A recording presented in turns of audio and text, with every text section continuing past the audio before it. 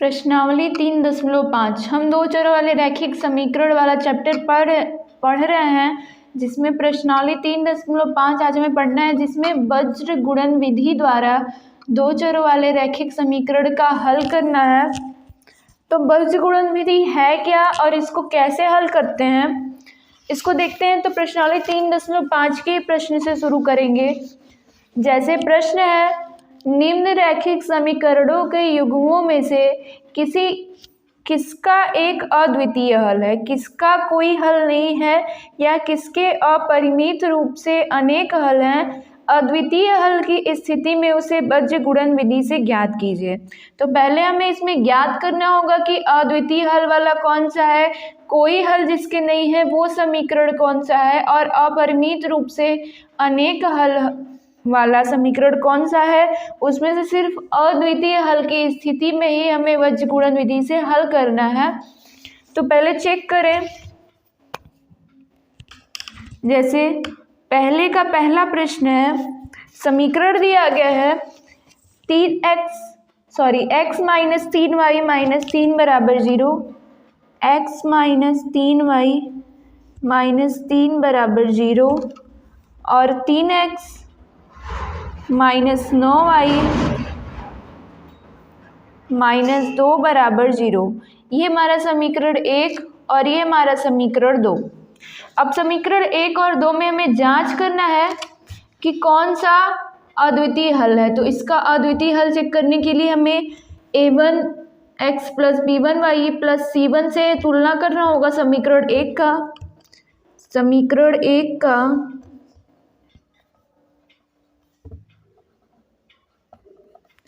a1x plus b1y plus c1 बराबर 0 से तुलना करने पर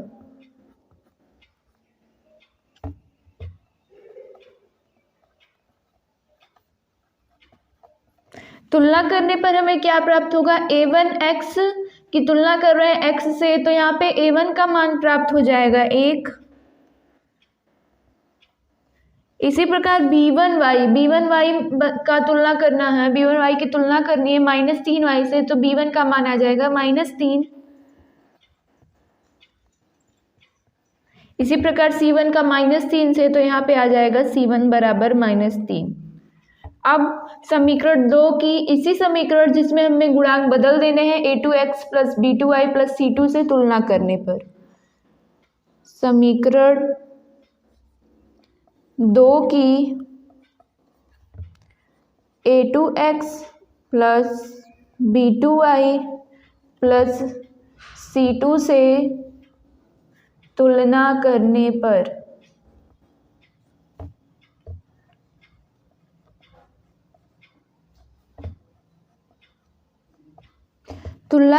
क्या प्राप्त होगा। a2x का 3x है, तो यहाँ पे a2 का मान आ जाएगा 3। b2y का 9 माइनस 9y से, तो b2 का मान आ जाएगा माइनस 9 और c2 का मान माइनस 2 से, तो c2 बराबर माइनस 2। अब तुलना कर लिए, अब हमें इन दोनों का अनुपात करना है। a1 by a2, b1 by b2, c1 by c2। a1 by a2, b1 by b2 और c1 बाई c2। यदि ये दोनों बराबर हो जाते हैं, सभी बराबर हो जाते हैं, तो इनको कहते हैं, अगर ये तीनों बराबर हो गए तो कहते हैं ये रेखाएं समपाती हैं। समपाती होने के कारण, समपाती मतलब एक के ऊपर एक रेखा चढ़ी हुई है, समपाती है, और उनके अपरिमित रूप से अनेक हल हैं। अपरिमित रूप से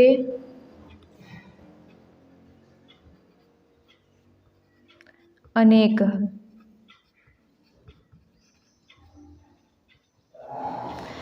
अगर a1 by a2 is equal to b1 by b2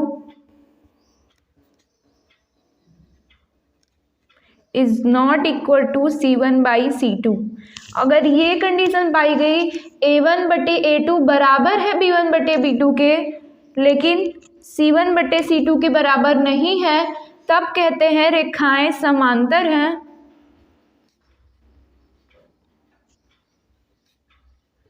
समांतर हैं अर्थात इनके कोई हल नहीं होंगे। हल तभी प्राप्त होते हैं जब दो रेखाएं प्रतिच्छेद करती हैं या मिलती हैं कहीं। ये दोनों रेखाएं कहीं मिलेंगे ही नहीं, समांतर हैं तो इनका कोई हल नहीं है, कोई हल नहीं है।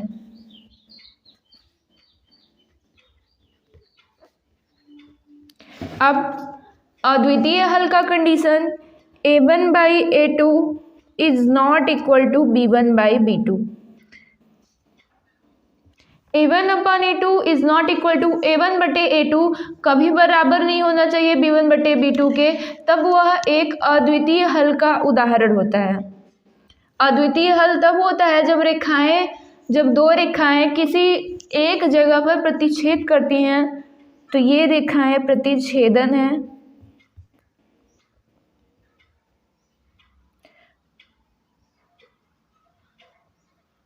प्रतिच्छेदन है, रेखाएं प्रतिच्छेदन है तथा अद्वितीय हल प्राप्त होंगे।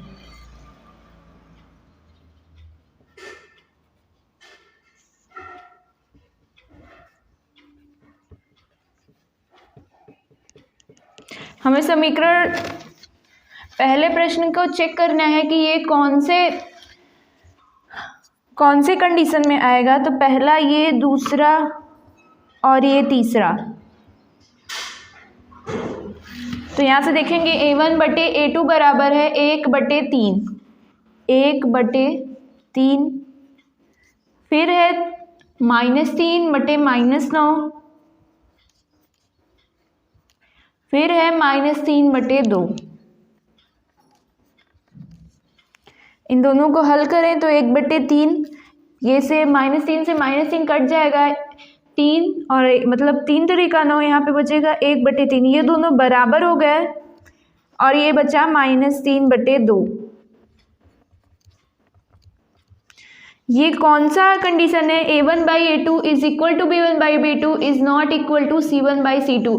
मतलब ये दोनों जो रेखाएं समीकरण हैं, इन दोनों का अगर ग्राफ खींचा जाए तो ये दोनों रेखाएं एक दूसरे के समांतर होंगी, अतः इनका कोई हल नहीं है। जब कोई हल नहीं है तो हम इसे हल नहीं करते हैं, कोई हल नहीं है। इसी प्रकार सभी को चेक करके हल करेंगे। अब अगला देखते हैं एक समीकरण जो कि अद्वितीय हल है जिसका, और उसे बीजगुणन विधि द्वारा हल करते हैं।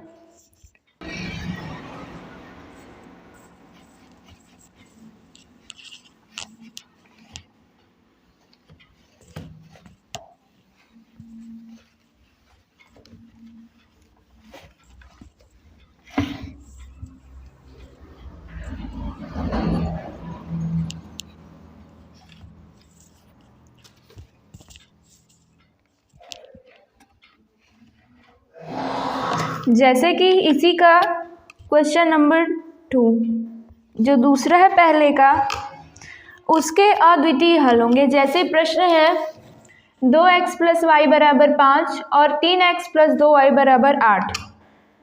2x + y = 5 और 3x + 2y = 8। ये समीकरण 1 है और ये समीकरण 2। इसमें अगर गुणांकों की तुलना करें, सीधे सीधे गुणांकों की तुलना कर सकते हैं a1/a2, b1/b2 और c1/c2 की। इसको इस तरह पक्षांतर करके भी कर सकते हैं। अगर इस तरह बराबर के रहे तो भी कोई दिक्कत नहीं है। जैसे आएगा अगर 2/3 a1/a2, फिर b1/b2 1/2 और फिर आएगा c1/c2 5/8। ध्यान रहे कि ये दोनों ही एक तरफ होने चाहिए, या फिर बराबर के इस तरफ या बराबर के दूसरी तरफ। ये दोनों में से कोई भी बराबर नहीं है, अतः ये अद्वितीय हल होंगे इनके।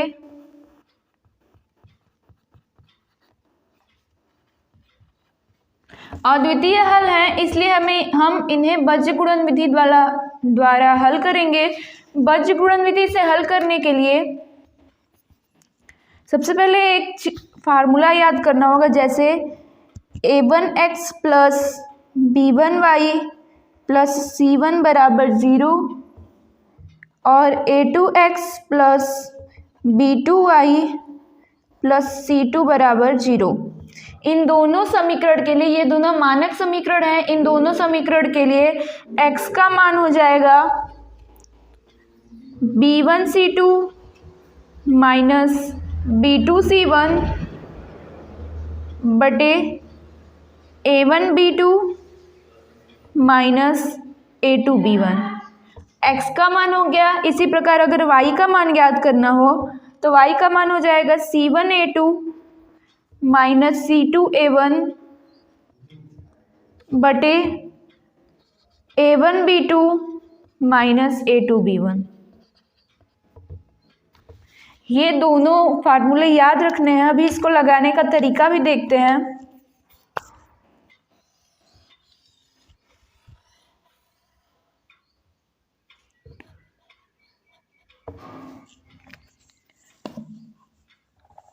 जैसे कि समीकरण 1 और 2, इसमें a1 b1 c1 और a2 b2 c2 का अगर मान ज्ञात करें तो समीकरण 1 की तुलना करेंगे हम। समीकरण 1 की a1x plus b1y plus c1 बराबर 0 से तुलना करने पर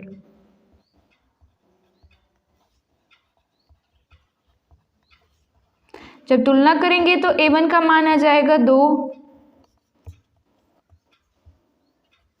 a1 का मान 2, b1 का मान 1 और c1 का मान आ जाएगा 5।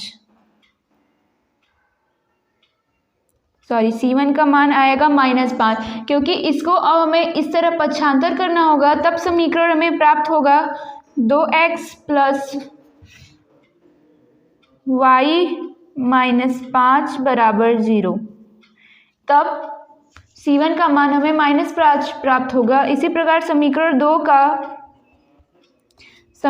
2 की a2x plus b2y plus c2 से तुलना करने पर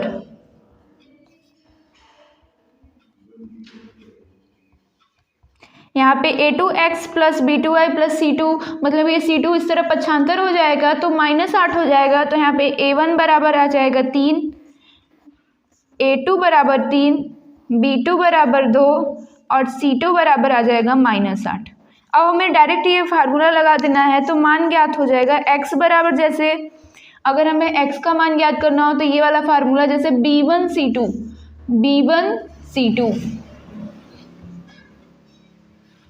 b1 का मान है 1 गुणे c2 का मान है -8 माइनस b2c1 2 गुणे -5 बटे a1b2 2 गुणे 2 माइनस a2b1 x बराबर आ जाएगा -8, ये माइनस और माइनस प्लस हो जाएगा +10 बटे 4 - 3। तो यहाँ से x का मान आ जाएगा 10 में से 8 जाएगा 2 और 4 में से 3 जाएगा 1, मतलब x का मान आ गया 2।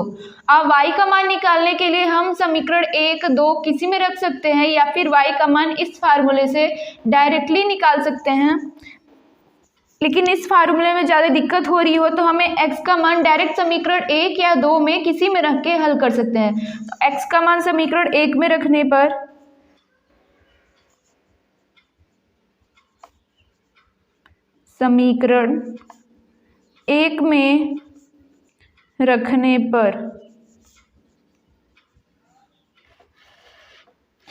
x का मान जब समीकरण 1 में रखेंगे तो 2x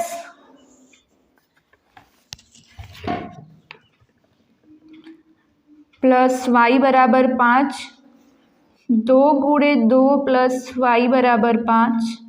तो यहाँ से y बराबर आ जाएगा 2 दूना 4 इस तरफ 75 कर देंगे तो 5 माइनस 4, y का मान आ जाएगा 1। इस प्रकार बीजगुणन विधि से हल किया जाता है। अब प्रश्नावली 3.5 का पहला प्रश्न इसी प्रकार से हल हो जाएगा।